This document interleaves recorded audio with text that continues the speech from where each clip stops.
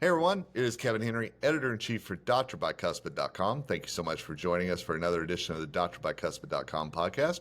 Thrilled today to have Andrew Smith, who's the CEO of the ADSO, which is the Association of Dental Support Organizations. Andrew, how are you today? I'm great, Kevin. Thanks for having me. Looking forward to our conversation. Hey, me too. I really appreciate you taking the time. And before we dive in, just let our audience know a little bit more about you and about ADSO as well. Yeah, no, I appreciate it. So, as you mentioned, I'm Andrew Smith. I'm the CEO of ADSO. I've been in the role for 4 years. As I like to say, I'm a recovering Washington, D.C. lobbyist, spent my early career working in and out of campaigns and the government. So it's been a nice step to be working on public policy issues, and I really enjoy what we're doing here in the dental space, and really excited to continue to discuss all things dental. Absolutely. And we know DSOs are such a big part of the dental industry today and continually growing. And I think that some of the misnomers maybe that are out there are that DSOs are having, shall we say, a less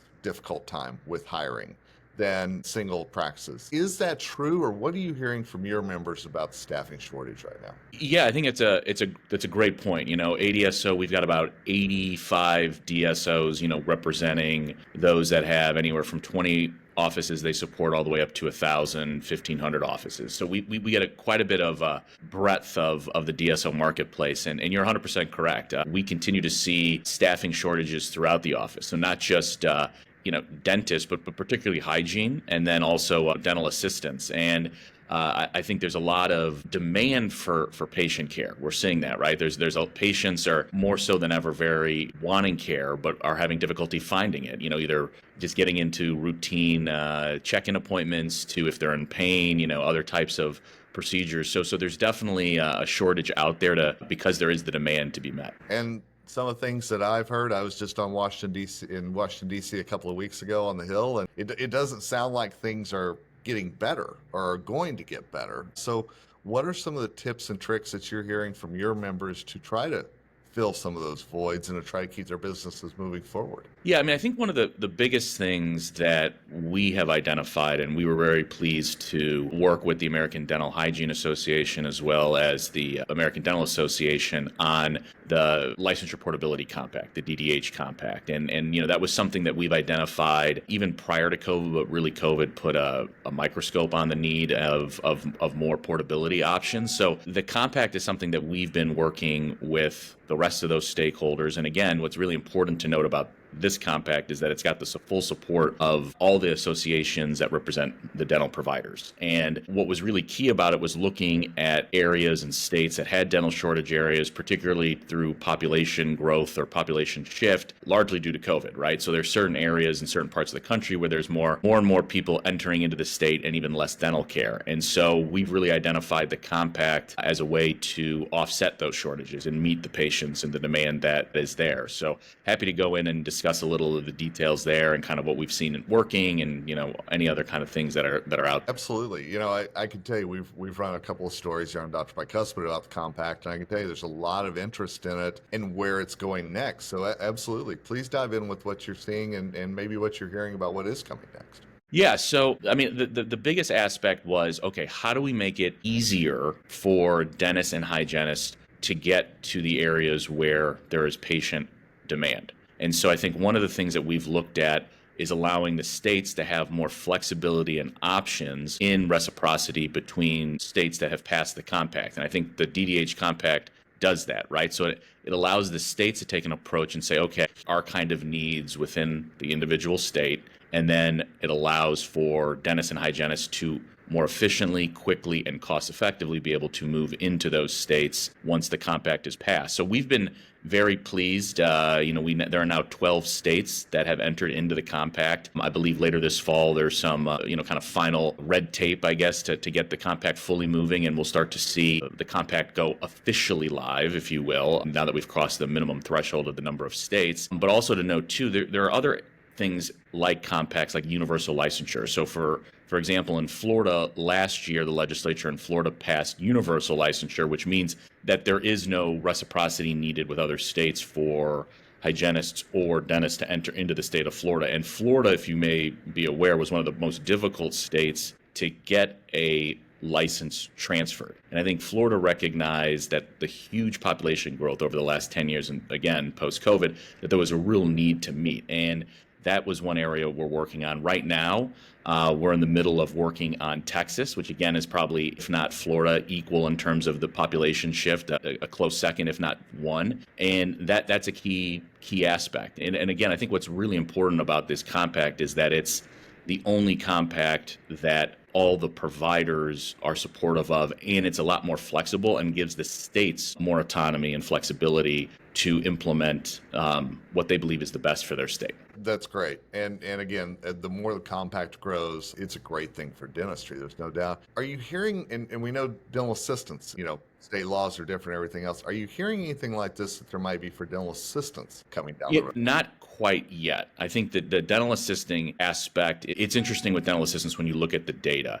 So we've had, the amount of dentists graduating over the last 5 to 7 years continues to be a healthy clip upward, right? Like, kind of natural growth meeting, across the nation, right? Meaning that we're graduating enough dentists, but we just got to get them to the right spot. Hygiene is relatively flat, okay? And so that's another aspect we can touch on. But dental assistants, unfortunately, the amount of dental assistants entering into the workforce has been declining by almost 40% over the last 5 to 7 years. And I think what we really need to do as an industry is think through, how do we showcase dental assisting as a career path, and also the benefits of working as a dental assistant. In this type of economy and where we're working, people have a lot of choices, right? That where we used to compete with talent for dental assistants, many people could go and work in the gig economy, work at a place like Starbucks. And I think, we have a lot of competition, right? And I think we need to show the meaningful importance of dental assistant work. Also, as many people know or maybe not know, it's a real different patchwork of laws and regulations of what it takes to become a dental assistant, right? So some states, individuals can be trained by the clinician in the office and, don't have to put in tons of school or require certification, while some states require a long program and cost. So I think what we need to think through too is, how do we, update dental assisting into the, where it is today, right? Like, can we create some uniformity across the country that allows more people to easily enter in to being a dental assistant? And then I think, it's also identifying where they need to be going. So I think what we've seen a lot is working with our stakeholders, in the Danby and others, about how do we promote the profession and what are DSOs doing to do that. So I think that would probably be the first piece to really get that profession strengthened. Which would be great, because we need dental assistants. We need ones that are passionate about what they do as well. Absolutely.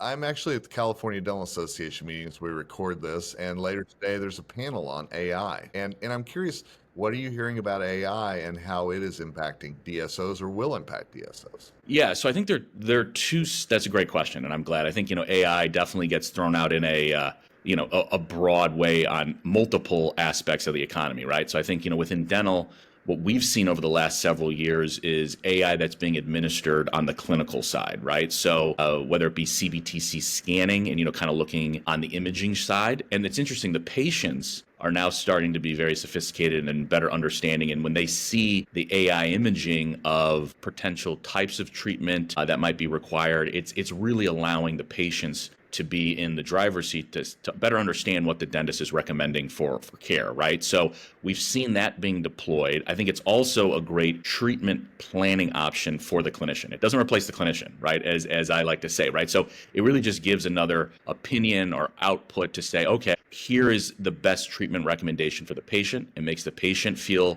more comfortable about the type of treatment being recommended. And also it really helps on the insurance side, right? I mean, we've seen a lot of times insurance companies have concerns about, is this necessary or not? And I think the AI doesn't lie, right? I mean, it really says this treatment is needed. And so it reduces, either retroactive denials or pre-denials, and really just continues the functionality of care and doesn't stop care at the point of contact. The other side that we're now starting to see, which is really interesting, is AI being deployed on the non-clinical side. So when I say that, it means about, how are patients coming into the office? So can AI be deployed and utilized for booking services? If people are calling in and need to make an appointment or check an appointment or have a check on billing, it really is helpful in any type of modality of practice, right? So whether it be solo or DSO, people, when they're calling in and they can't can't reach somebody, maybe they'll hang up and not try again, right? So the AI can pick up and kind of,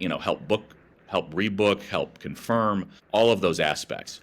I think we're also starting to see, from an efficiency point of view, AI that can be deployed on revenue cycle management. So to make sure that claims are being submitted, help the individuals who work on RCM, to get the claims in submitted. So again, it's another tool that allows the patients to come first, right? And that things are not missed. So, the clinical side has been deployed and has been working, and there are a lot of great entities that our DSOs work with on the AI side.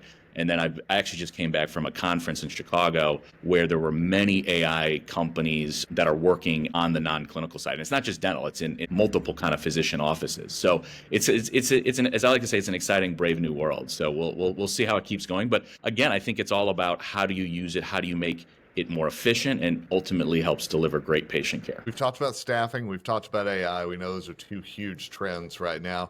Are those the biggest trends you're watching for the rest of 2025, or is there something out there that you're keeping your eye on as well in the DSO space? Yeah, no, I think I think those are huge key trends, right? I would be remiss without saying, we're always looking at, dental insurance reform. How do we continue to strengthen insurance, particularly for patients being able to maximize and utilize all of the benefits that they have, right? So I think a lot of people who are paying dental insurance sometimes don't understand that, I have a higher deductible, and if I really need care for a root canal or other types of services, that those may not necessarily be covered, right? So I think looking at things, about how the providers can make sure care happens immediately and look at non-retroactive denials, or one of the things we've looked at over the last couple of years, Massachusetts was the first to really do this, but it implement a dental loss ratio. So it requires the amount of premiums collected by an insurer